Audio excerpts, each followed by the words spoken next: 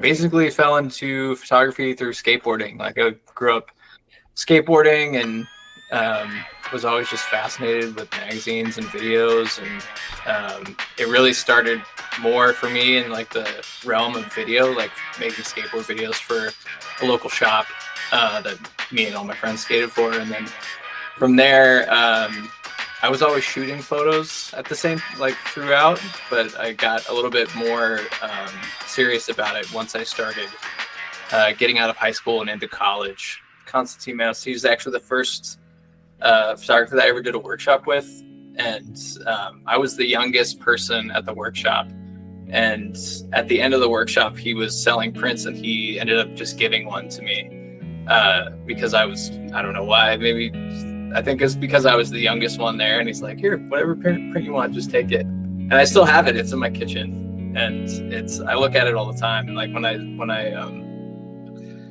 heard, I was very sad because that was like the first workshop I ever did.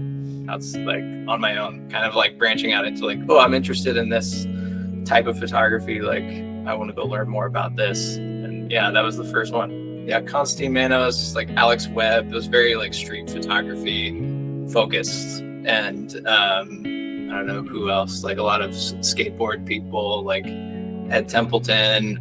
There's this guy, Fred Mortain. He's a French photographer and video maker. Like he was really early. And then later on I started to get more into like Alex Soth and people of that ilk, and kind of a little bit more like formal photography.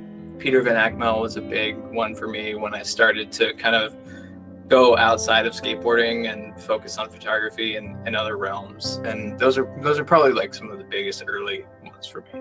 I think in 2015, I really started to take it a little bit more seriously. I work in this job. I just saved up as much money as I could, and then I kind of hit the road for a while. And I spent 8 months out of 2015 just kind of living out of my truck, bouncing around, hanging out with friends and family, staying with them along the way, and just photographing and kind of taking each day as it came. Like it was kind of an interesting experience, just in the sense that like every decision is yours to make from the start of the day to the end of the day, where there was nothing really like tying me down or holding me back. So that's when I really kind of started to focus more in the realm that's more adjacent to what I'm doing now. But it's like that kind of got to live the dream for a little bit and bounce around and just try to find things for a while. So Trump, Colorado is a book of photographs from 2019 through 2020. And I found this place. I was just kind of plodding around on this website, and I found like this place is named after tab, and I just was curious, and I put it in there, put in Trump, and there was a couple places that popped up, but there was this one place in Colorado, and I was kind of able to latch onto that one a little bit more because it had a Wikipedia page, and I went to the Wikipedia page, and it said Trump, Colorado is a ghost town in central Colorado, and then there was like a brief description of stuff, and I was like, oh, that's interesting. Like I want to go there.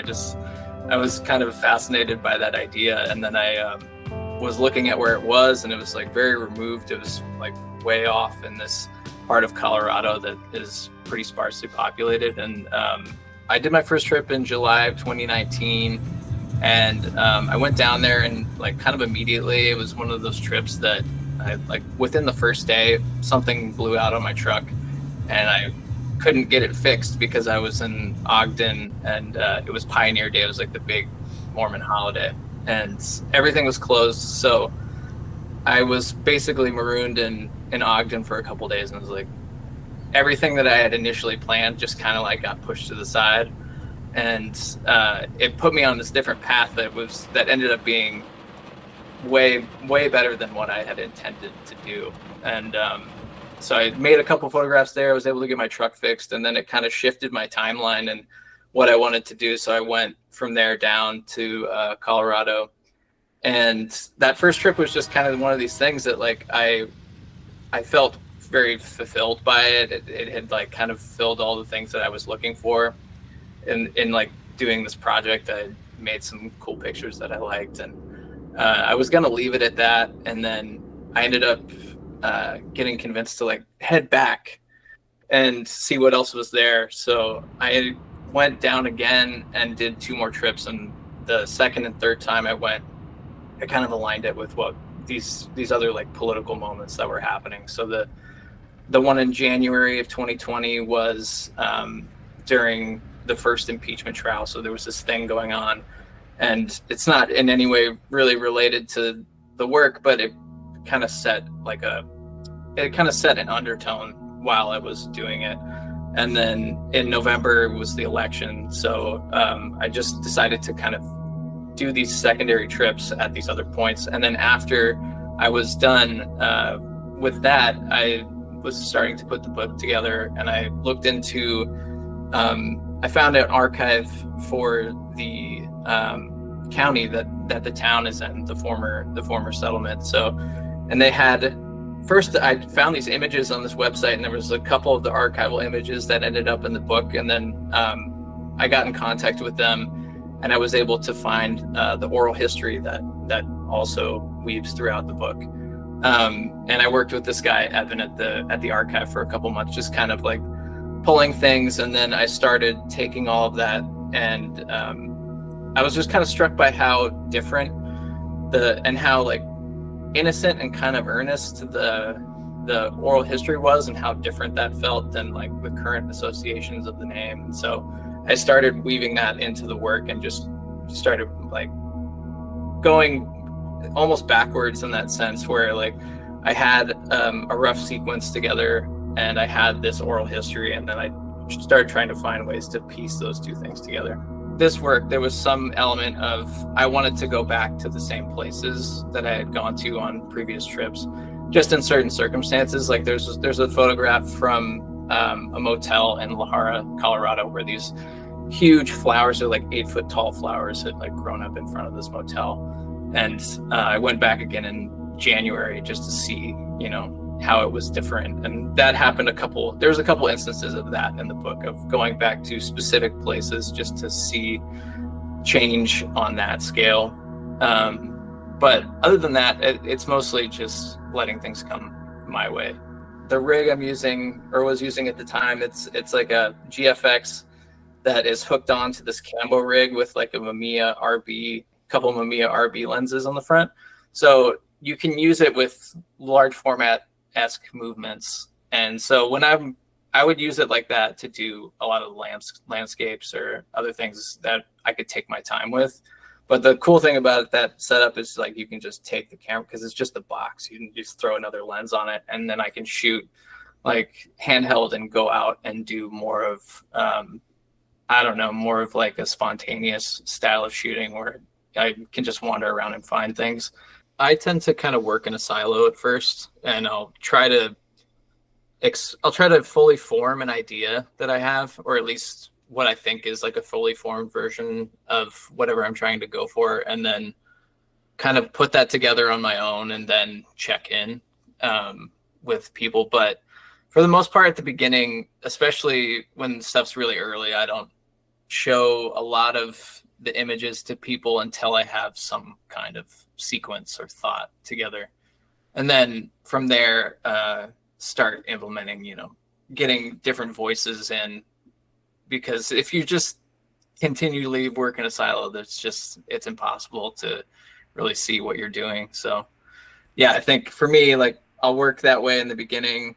I'll kind of fully form, or at least some version of a fully formed idea, get that together, and then kind of share it out to a couple people just to get some different eyes on it. Put the whole thing together. I had gotten together a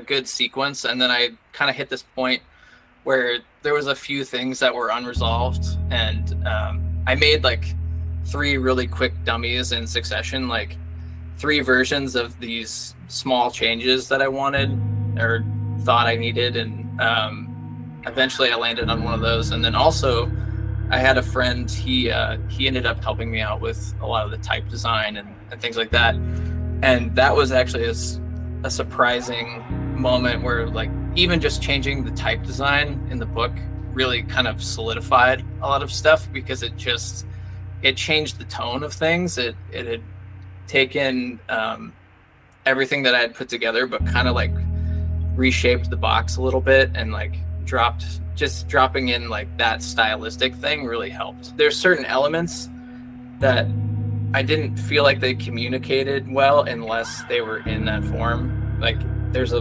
little sketch from the settlement, and there's just something about it when you can take it out and flip it over. And there's also a small part of a poem that is incorporated, but it just didn't feel right.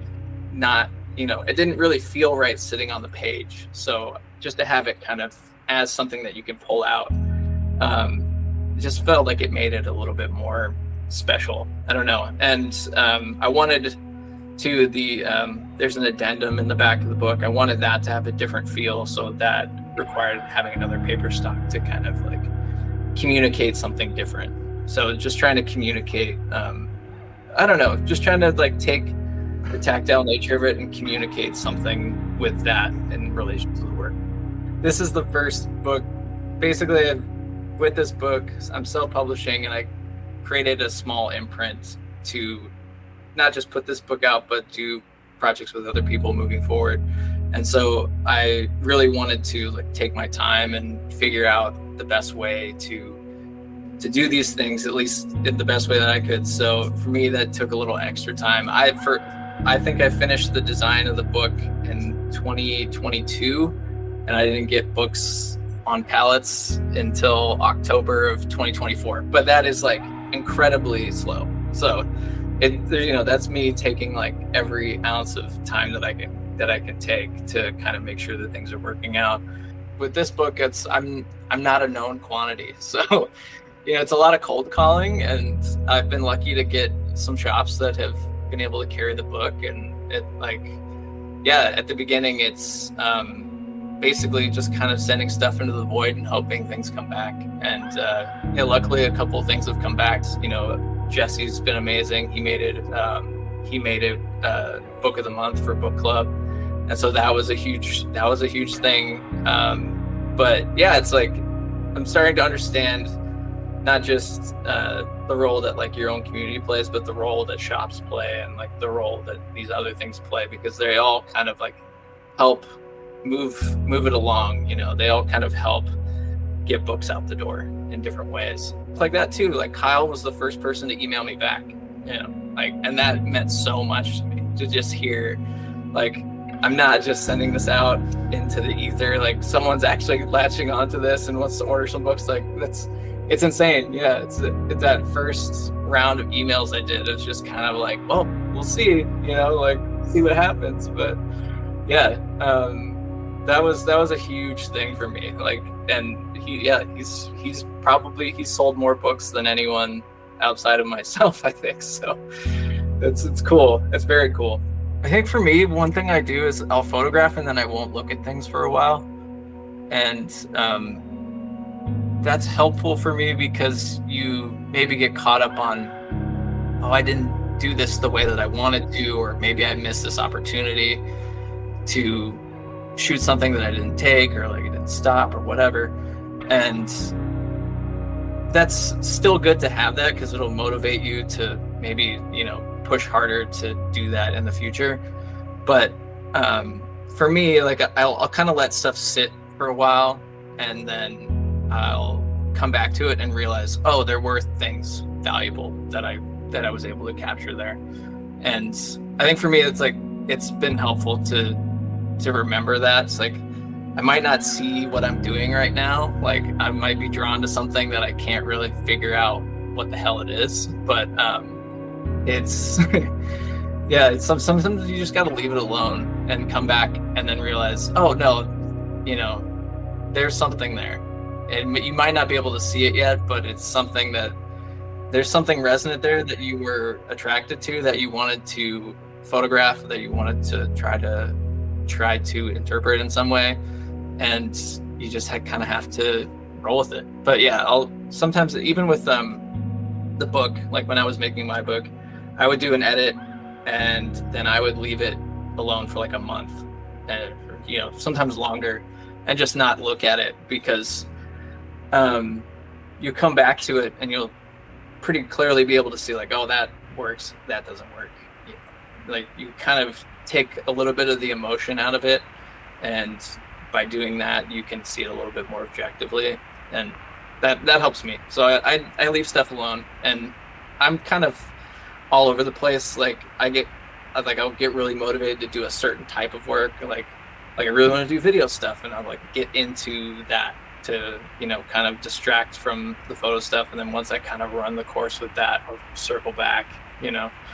So for me too, it's like I need to put the energy somewhere. And so whether it's like photographing or like editing something or something, it's like I kind of go through these cycles where I'll do one activity and then I'll do the next activity and I'll do the next activity. Kind of keeps it fresh.